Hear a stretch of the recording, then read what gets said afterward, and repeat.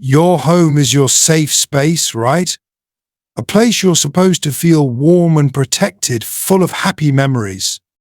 But what happens when that gets completely flipped upside down? What if the place you feel the safest is the thing that terrifies you the most? For some people, the monster under the bed wasn't just a story, it was literally real. They weren't hearing random creaks in the house, they were hearing footsteps.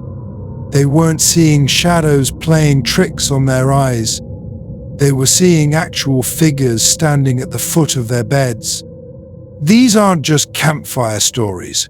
These are the insane, real experiences of people who survived growing up in a home that was already taken by something else. For this one family, the crazy horror of their home was a secret the parents kept for years. It was a quiet, terrifying secret they carried, all to protect their own kid. A woman we'll call Deborah grew up in a house on a hill in Omaha, Nebraska. When she was a kid, she had the entire attic floor to herself. It was this huge, newly renovated room that felt like her own private apartment. She absolutely loved it. But her mom was always nervous, constantly asking if she was scared up there all alone, always trying to get her to move into a room downstairs. Deborah always said no, having no idea about the real reason her mom was so worried. She wasn't scared, but she did have these little routines. Every single night she would hide under her covers, making a tiny tent to feel safe. She had this unspoken rule that as long as she was under there, nothing could get her. And nothing ever did. But she would have been terrified if she knew what her parents were going through in their bedroom, right below her. Night after night, her mom was woken up by the sound of heavy, dragging footsteps coming from Deborah's room. She'd wake her husband, begging him to go check on their daughter. At first, he just ignored it, but one night he heard it too. He flew up the stairs, his heart pounding, only to find Deborah completely asleep, the room perfectly still and silent. And it wasn't just the footsteps that were weird. The garage on the property, which was this dark, barn-like building, had such a cold and deeply unsettling feeling that the kids were forbidden from ever playing in it. One time, a couple of teenagers rented the garage to work on a car. They paid for a whole month but left after only 2 nights, refusing to ever go back in there. Years later, long after the family moved out, Deborah finally learned the insane truth. The man who owned the house before them had done something unbelievable inside its walls. He had murdered his wife in the exact room that became Deborah's bedroom. After that, he went into that same cold, empty garage and hanged himself from the rafters. The dragging footsteps her parents heard were believed to be the spirit of his wife, forever walking around the room where she died. The awful cold in the garage. That was what was left of the man who took his own life there.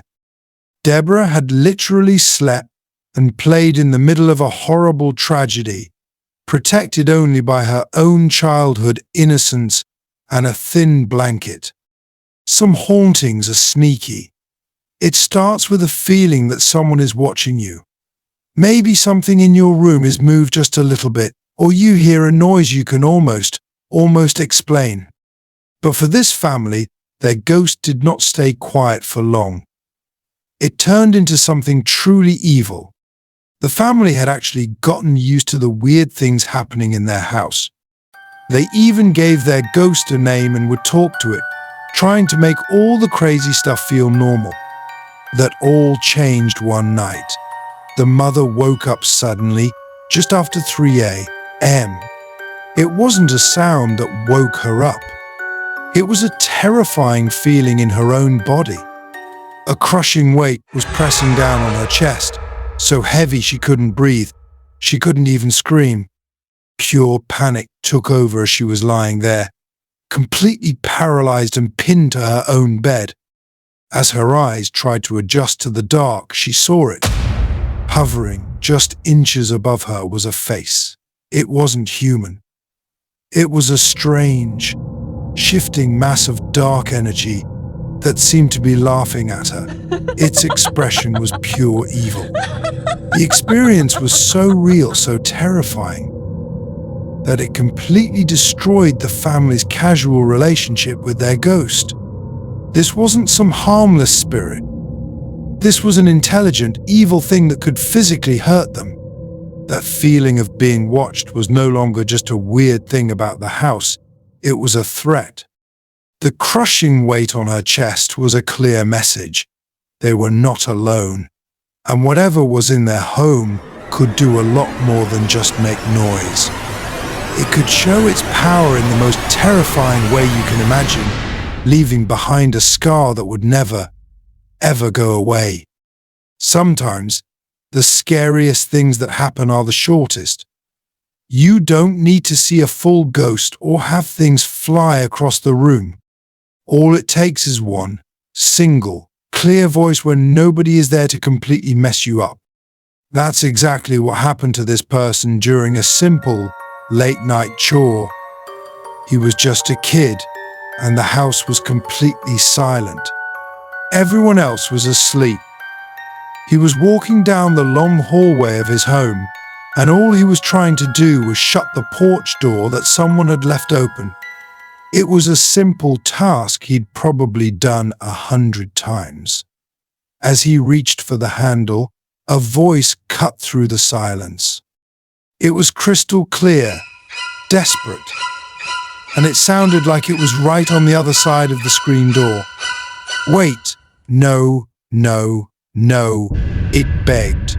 The voice had no face, no body, but it was filled with real, raw panic. In that single second, an icy wave of pure terror washed over him. It came with a sudden rush of cold air that seemed to come right through the door. He didn't wait to see who or what it was. He slammed the heavy wooden door shut and threw the bolt, his heart hammering in his chest. He sprinted to his room and grabbed a baseball bat, completely convinced someone was trying to break in. But there was no sound of footsteps running away, no signs of a break-in. There was only silence, which now felt heavy with the memory of that desperate, disembodied voice. What didn't want the door to be closed? Was it trying to get away from something? Or was it trying to get in? He'd never know. But the sound of that voice would echo in his head for the rest of his life.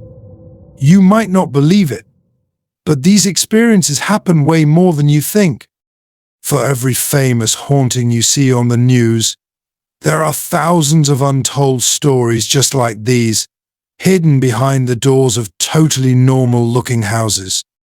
If you've ever lived through something you just can't explain, share your story in the comments below. I want to read it. And if you want to hear more insane, terrifying stories, make sure you subscribe and turn on those notifications. While most hauntings are a private family problem, some are so violent and so public they become local legends, with actual police reports and multiple witnesses to back them up. That's the story of the Kasha House of Kamuki in Honolulu, Hawaii. The thing in this house wasn't some quiet spirit. It was a violent, physical monster.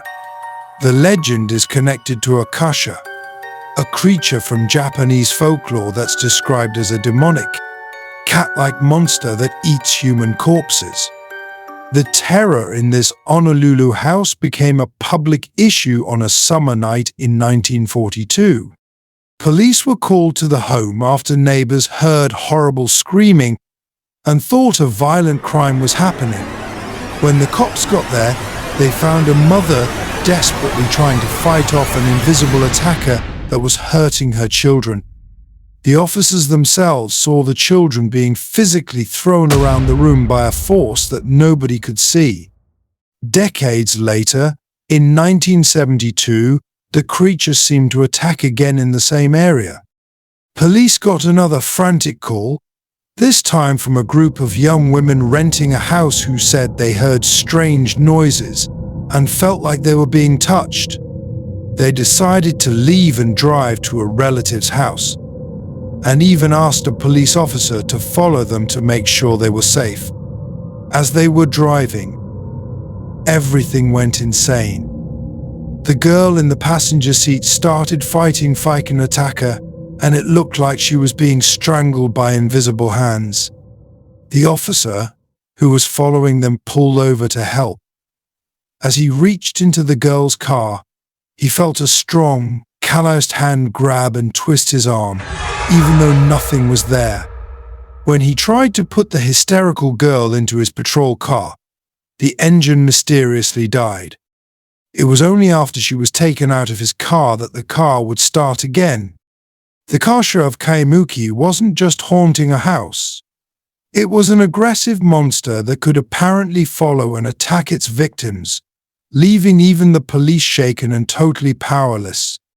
From a dragging sound in an attic to a violent, invisible force. All these stories share a few crazy things: the feeling of being watched, noises you can't explain, and even being physically touched by an unseen world. They're a terrifying reminder that the walls of our homes are not always enough to keep the darkness out. For the people who grew up in these houses, the memories aren't just spooky stories, they're a part of who they are.